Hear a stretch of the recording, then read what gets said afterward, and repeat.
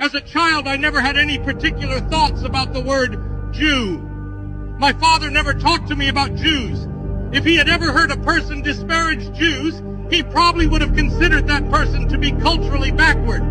In school, I knew of only one Jewish boy. My schoolmates and I had no particular opinion about him. It was not until I was 14 or 15 years old that I started frequently hearing the word Jew in the context of certain political controversies. I found it to be distasteful. It also made me uncomfortable when someone would bring up the Jews during religious disputes. But still, at the time, I had no significant thoughts about Jews. There were very few Jews where I lived. They looked just like us in their physical appearance. They blended in so much with us that I just assumed they were fellow Germans. I thought they were just a religion. I believed that they were persecuted in the past because of their religious beliefs.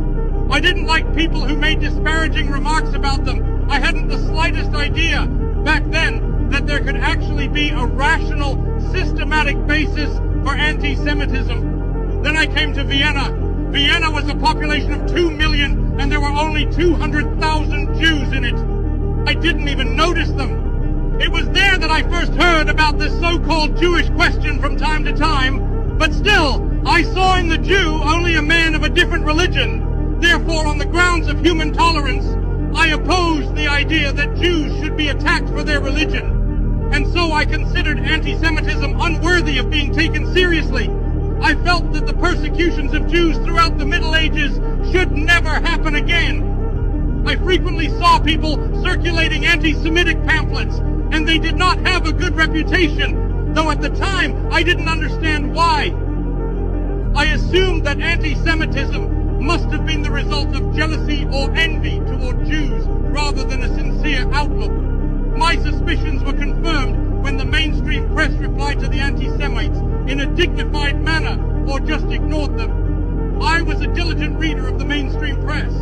I admired all the information they gave readers and the seemingly impartial way they always presented things.